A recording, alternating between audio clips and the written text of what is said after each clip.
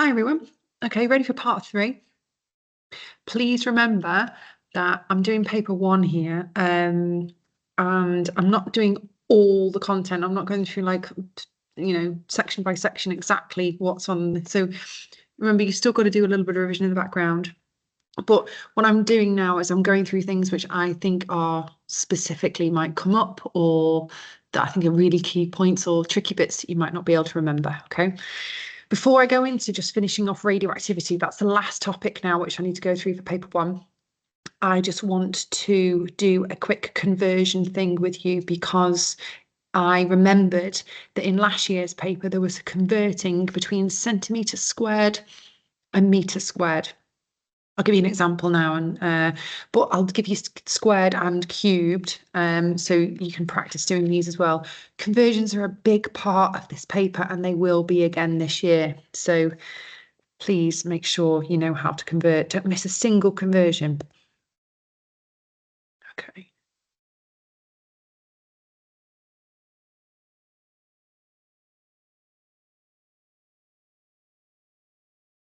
Okay then.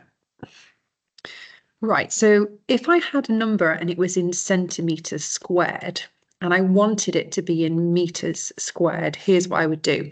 An example question would be, the density is equal to mass divided by volume. And imagine you're giving a mass, which is given in kilograms, but then you're given a volume in centimetres cubed, for example. I'm using volume here instead of centimetres squared, like I said I was going to use a second ago.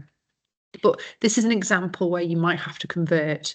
So the density, remember, you're given an answer line at the bottom, aren't you? And if it says the density in kilograms per meters cubed, for example, you know you're going to have to convert this. This is wrong.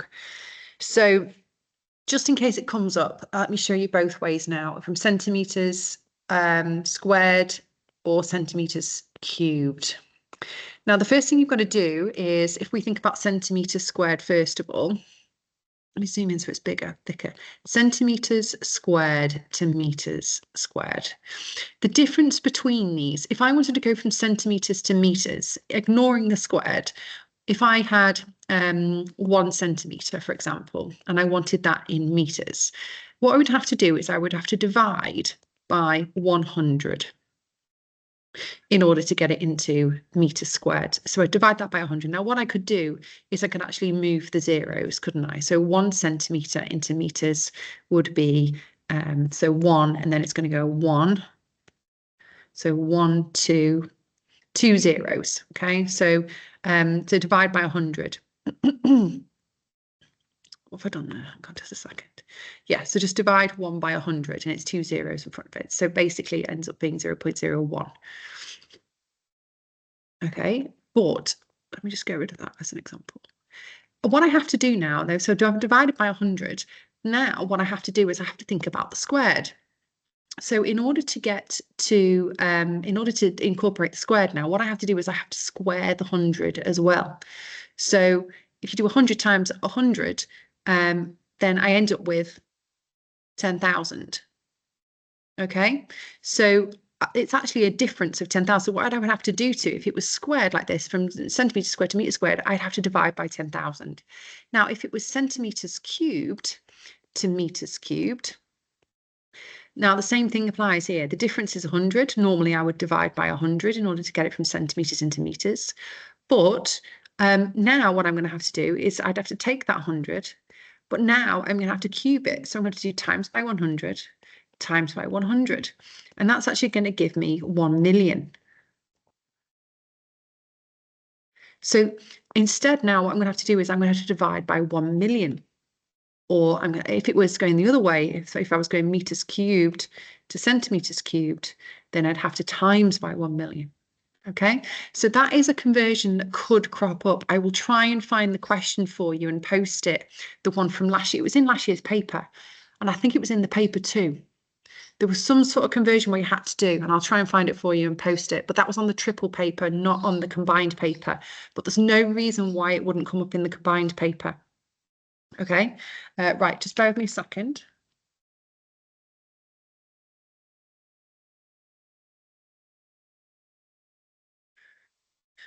Okay. Right, the next thing I want to go through then, guys, is radioactivity. I think that was it.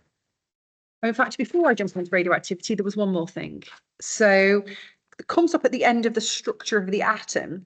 In fact, no, it comes up in radioactivity. So let's just start there, actually, thinking about it. So radioactivity.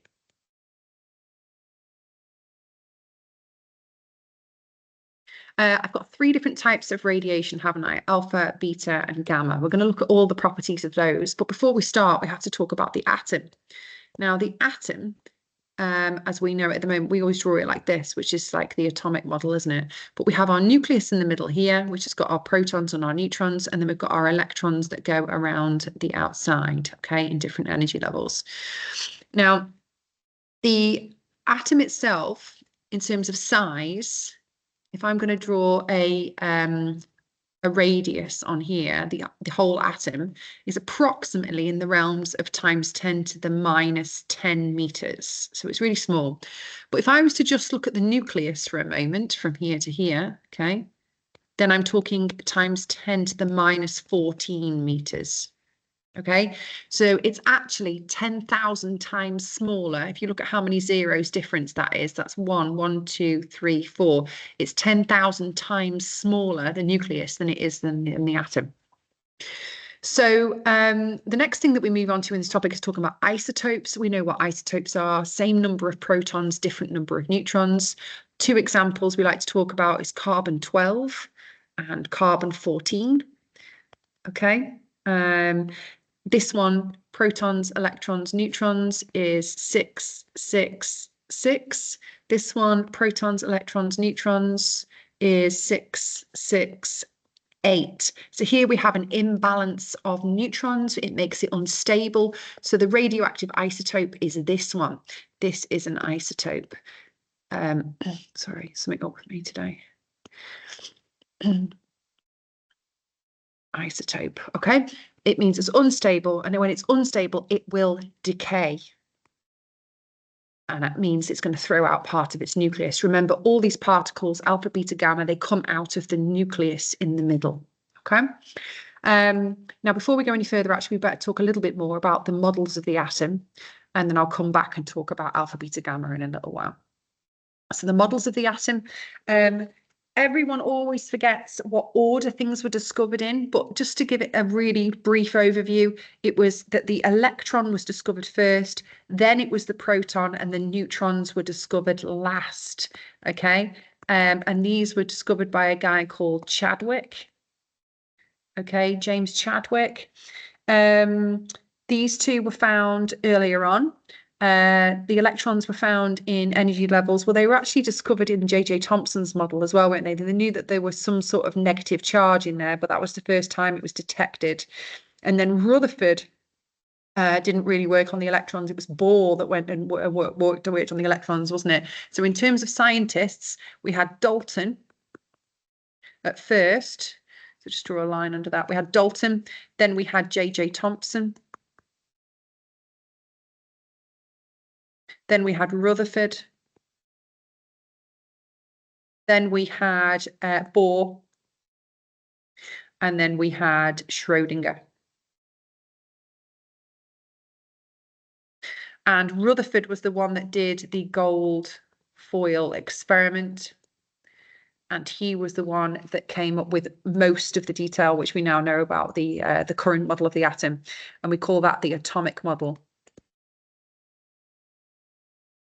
The other one that it likes to be compared to is J.J. Thomson's, and that's called the plum pudding model.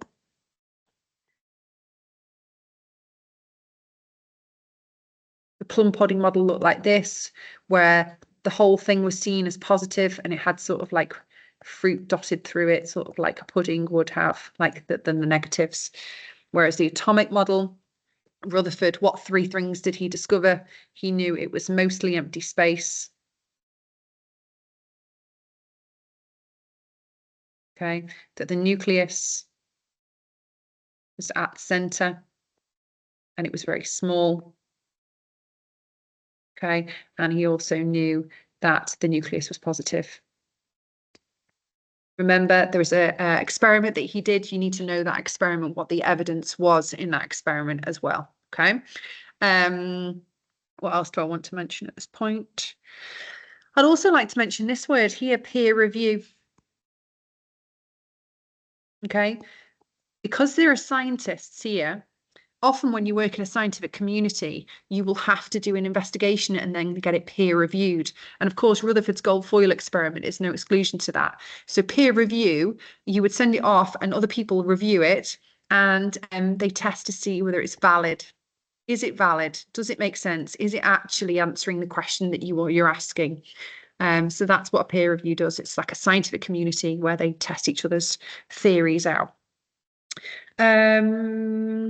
Okay, something that I think is going to come up a lot actually this year is going to be uses of radioactivity. That's a prediction that I'm going to make here now. So let's get into radioactivity a little bit more. Let's have a look at alpha, beta, gamma. So alpha, beta, gamma is easy. We've got alpha looks like this. I'm going to draw each of them beside as well. So alpha is 2 protons and 2 neutrons. Beta is a high-speed electron and gamma is a wave. Alpha will be stopped by paper. Beta will be stopped by aluminium. And gamma will be stopped by lead. So this is their penetrating ability, how well they pass through things. So this one is the most penetrating and alpha is the least penetrating. In terms of ionizing or ionization, what is it? If I have an atom, okay, and in comes, and this is what the bit that's quite tricky that people forget. Ionization is we've got electrons here. And if I brought in any of these, imagine it's alpha, for example. If it comes into the atom, it will remove electrons from their energy levels and create an ion. Now, ionization is actually when it loses or gains, because I'm doing loses here, okay, but it can be when it gains, so loses or gains electrons. Okay, that's what ionization is. But all 3 of these ionizing, they're dangerous, but the most ionizing is alpha and the least ionizing is gamma. This one's always in the middle, beta. Okay, so the most dangerous to be in the room with would be beta. And the reason for that is because it's the second most ionizing, but it's more penetrating than alpha. So alpha has a very short range in air of only a few, so its range is only a few centimeters. Whereas gamma, for example, is infinite. This beta will travel about approximately 1 meter. So it will travel through your skin. It has enough energy to pass through your skin. It will damage your DNA. So all these, the ionization, what does it do? It damages DNA. It causes mutations. It causes cancer. Okay. Right, so that's ionization, alpha, beta, gamma. Make sure you know a use for each of these as well. So alpha would be smoke alarms. If you don't know how that works, watch a quick video. Beta for gauging. That's nice for gauging. Paper thickness. So when you've got 2 rollers like this and the paper runs between the rollers, so you've seen this before, and you've got a beta emitter here and it emits the beta out like that, and there's a detector on the other side which is connected to a computer, and then the computer is connected to the rollers, and it presses on the paper depending on how much beta is getting through. That's a really good example to make sure you know that one. And then gamma, for example, a gamma ray gun, which is used in medicine as well. I'm going to show you a quick PowerPoint on that in just a second. Let me just go through a few bits more. Radioactivity is measured using a Geiger-Müller tube, GM tube. And imagine I have a radioactive source here, and what it's doing is it's emitting radiation. So out comes the radiation. Okay, and it's detected by the GM tube. What that does is it measures the activity or the radioactivity, and it measures a rate. So in a minute, so it measures over a minute, and then it measures how many of these particles it picks up, how many it detects. And it measures that activity in becquerels or BQ. You don't need to remember becquerels, you just need to remember BQ, okay? So becquerels is what it detects it in. Now, there's background radiation around us all the time. The main source of background radiation is radon gas in rocks. Okay, that's the main source of background radiation. And remember, if I use my GM tube and I want to detect what radiation is coming out of here, well, let's take that away first and let's just pick up the background radiation. So imagine on my GM tube, okay, so it detects 0.24 at the begin. In fact, let's not do a point, let's just do 24. Okay, so imagine it picks up 24 clicks in a minute. So then what I need to do is I need to, okay, take that down 24. And now I put my radioactive source back here. Okay, and now I test the radioactive source and imagine the number comes at 224. Well, what I need to do now is I need to do 224 minus 24, this was my background radiation. So actually the reading is actually equal to 200 becquerels. So remember, you have to remove the background radiation if you're calculating anything like that. Background radiation, guys, is not on the combined paper, but it is on the triple paper. Right, next thing then, half-life. So if I have a radioactive substance, okay, imagine I've got uranium, for example. Okay, so uranium has 235 parts and 92 of them are protons, and they're all in the nucleus here. So this is uranium. And what will happen is very randomly and unpredictably, this is important, it will just start to throw out part of its nucleus. It will actually throw out alpha and gamma at the same time. But to become more stable, why does it do it? To become more stable. So randomly and unpredictably decay to become more stable. Okay, that's why anything decays at all, to become more stable. And because it's random and unpredictable, I can't say how long it's going to be radioactive for, but what I can say is what its activity will do over time. Okay, so this is activity in becquerels. And over time, what will happen is it will start off here and it will decay exponentially like this. It won't hit the bottom like that, but I can now find the half-life. So imagine the activity started off at 100 becquerels. I go down to 50 becquerels and I go across the line and down. And you must draw this on if you needs be. And imagine this time is in days and imagine this is 1 day, okay? And then I go down to 25 and then I go down and then it's, oh, right. Okay. So every time it halves, it takes 1 day. So this gives me an indication of how long it's going to last or how long it's going to be highly radioactive for. And this is the only way I can do it to find the half-life. So half-life is the time it takes for the activity of the isotope, because remember, these are isotopes, the radioactive of the isotope, to decay by half. And I'm just going to highlight a few words there. Time it takes for the activity to decay by half. Okay, so those are the really important parts which I need to make sure that you include in that definition. And remember, after one half-life, so it starts whole and then it goes to half and then it goes to a quarter and then it goes to 1/8. So every time we have a half-life, so to get 1/8, we've had 1, 2, 3 times of halving to get to 1/8, for example. Make sure you remember these fractions, and then obviously it goes to 1/16, etc., etc., etc. What was I going to say here now?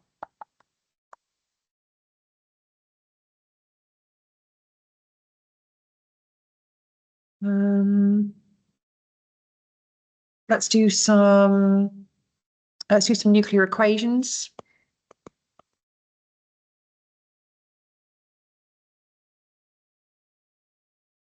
Okay. Gosh, I can't seem to write straight today. Let's look at alpha first of all. Imagine I have a radioactive substance and it's decaying. Okay, the arrow means it's decayed. Imagine I start off with uranium. Okay, so it's 235 parts, 92 protons. It's going to decay into some other substance. I'm just going to call it Y plus alpha. Now, everything on this side of the equation has to equal everything on, where's it gone?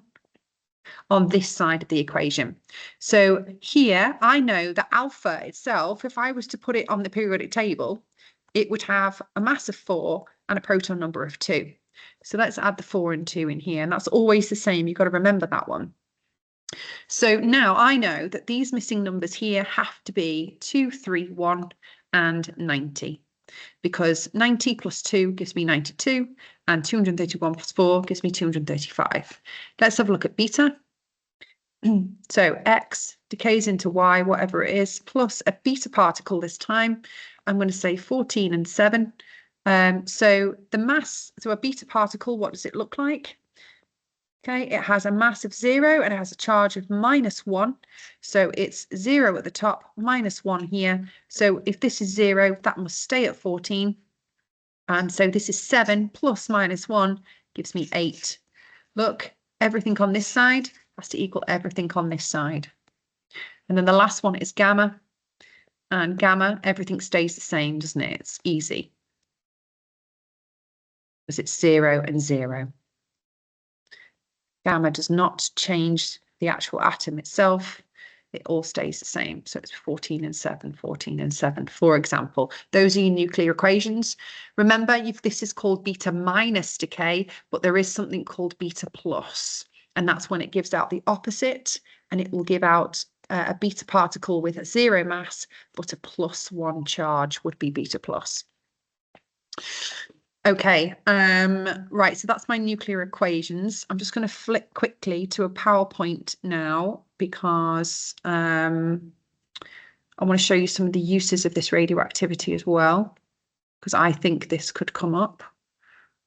Doesn't want to move. Here we go. So radioactive traces. If you had a tumor in your body, what you would do is you would take a substance which would give out a beta particle. Okay, you actually want it to give out a beta plus particle, and I'll show you why in just a second. So it's going to give out this particle we've just talked about here, this one. So it goes, you swallow a substance which is giving out this particle, and then it goes in and it's attached to a tracer, which goes like a sugary substance, which hunts it, because cancer, for example, feeds off sugary substances, which means that it will find its way to the tumor. And then it starts to decay and give out those beta particles. Those beta particles, then what they do is they collide with the electrons in your body. So with there's electrons, normal electrons, you've got electrons and you've got positrons. When they come into contact with one another, they create waves. They annihilate each other and they create 2 waves like this. And then those waves are detected by a machine on the outside of the body, and they can detect and create an image like this. And that's called a PET scanner, PET. So it can be used in imaging in this way. Okay, so that's beta radiation, beta plus being used there. But yeah, we've got different examples there. And then you've got a gamma camera here. So a gamma camera is often used to detect gamma radiation emitted at the radioactive isotope in the tracer. So these are tracers that have used gamma as well. We've also got a gamma ray gun here, or a gamma knife. So this patient has a cancerous tumor in his lung, shown by the green blob. Gamma radiation is directed at the tumor from multiple directions. This means that the cancer cells receive a high dose of radiation, but the healthy cells are also in the path of the beam. They only receive a low dose. So they do get damaged as well, some of the healthy cells. So it's a little bit high risk, this one.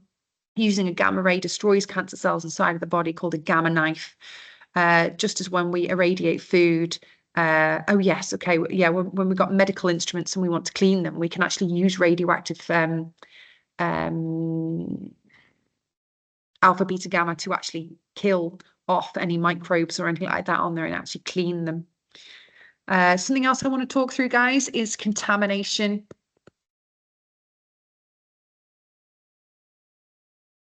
And irradiation.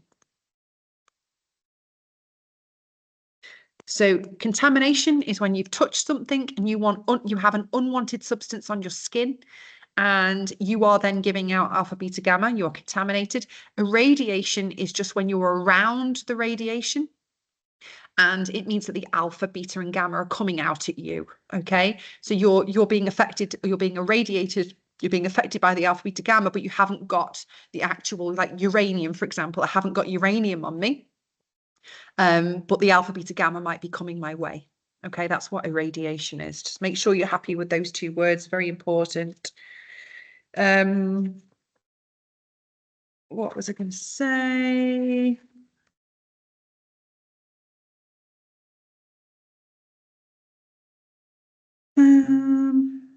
Oh, I know.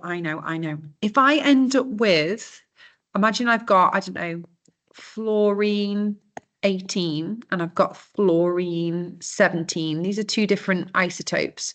But then imagine I've got chlorine, I don't know, 12 and I don't know, I'm just making random numbers up here. And imagine they have different half-lives. So imagine this one's got a half-life of 6,250 years. Okay. Imagine this one's got 1 year, and then this one's got 0.5 years. Okay. Which one of those would be the most dangerous to be around? Guys, it would actually be this one. Sorry, I was supposed to highlight that. It would actually be this one. Oh, come on. What's going on?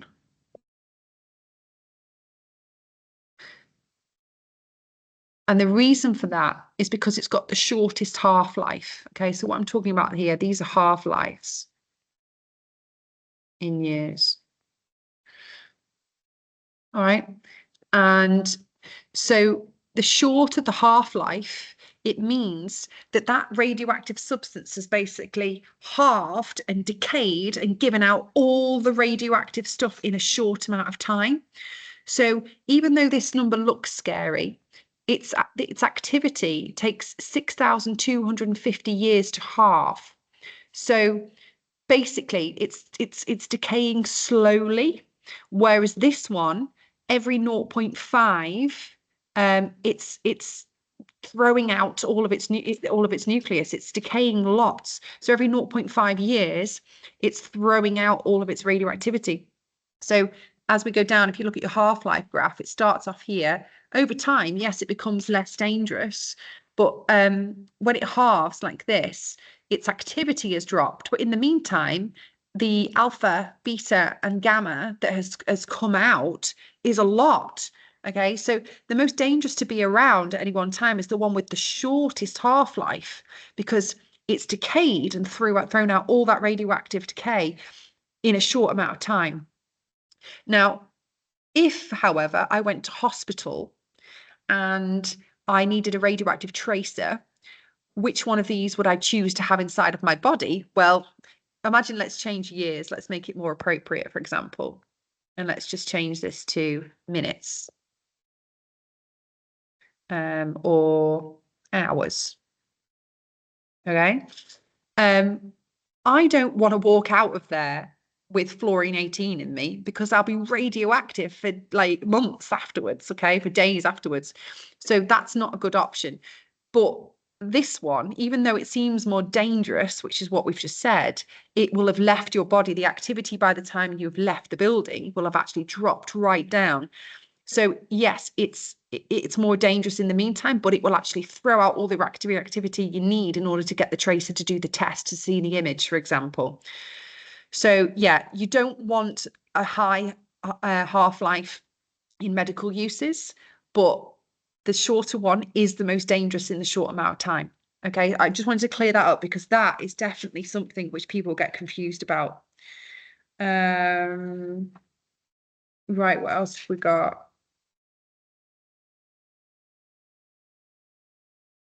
I think we're going to have to make yet another video on this, guys. So keep watching. But let me just see how much more I can get through in the time I've got left now. This word, sieverts, don't be worried about it.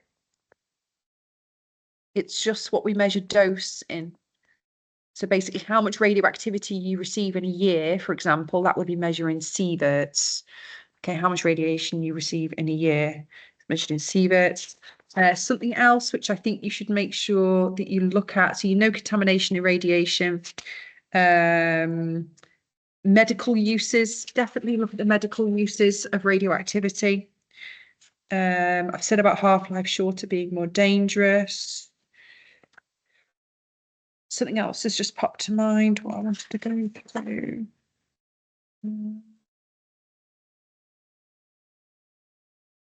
Okay, let's just talk through fission and fusion nice and quick, and I'll remember what I was going to say. So fission, if I remember, fission is when we take larger nuclei and split into smaller nuclei. Nuclear fission is used in power plants, isn't it? I know what I was going to say. I was going to talk about health and safety as well. We'll talk about that in a second. So larger nuclei split into smaller nuclei. Let's have a look. So for example, we've got uranium and it splits into two smaller daughter nuclei. And it's a neutron that's absorbed by the nucleus. Remember, the whole time we're talking about nuclei here. Okay, so the neutron is absorbed by the uranium nuclei. It then becomes too large. It splits because it's unstable into the daughter nuclei and then gives out 3 neutrons and gamma. Okay, and energy. All of those things have to be mentioned when talking about that. Larger is the word you use and smaller in this instance as well. Make sure you're practicing these. By the way, fission and fusion, fast forward this. This is not combined. This is just triple. Right, fusion is when we take lighter nuclei and fuse to make heavier nuclei.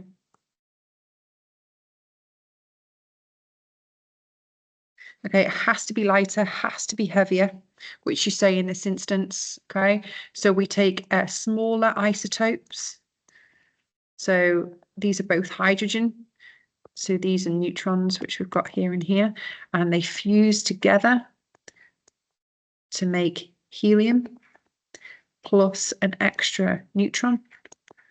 Okay, and in this case, if I look at the individual masses of these two, they have a larger mass when they are separate than when they are together. So this has a smaller mass once they've been fused. And what happens is because of E equals mc squared, some of the mass has been converted into energy.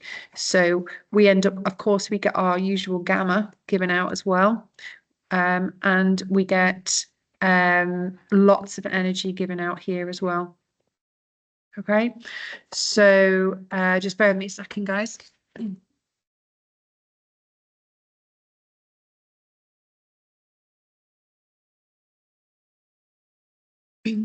Okay, so you've got to mention E equals mc squared, you've got to mention heavier, and you've got to mention lighter.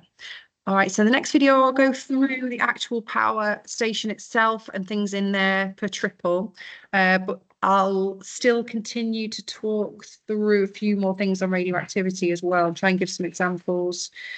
Oh, I still want to talk about, let's just make some notes on the bottom here. So for next video, I know what I'm doing. I've got to talk through health and safety.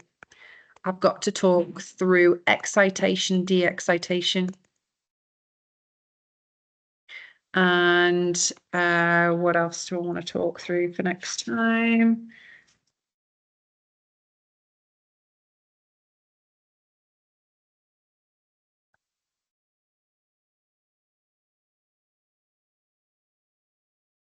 that's it for now. So I'll just make an extra video on that, but I've got to go now, guys. Okay. So one more last little bit to cover, and I'll try and get some examples up as well next time. All right. See you later.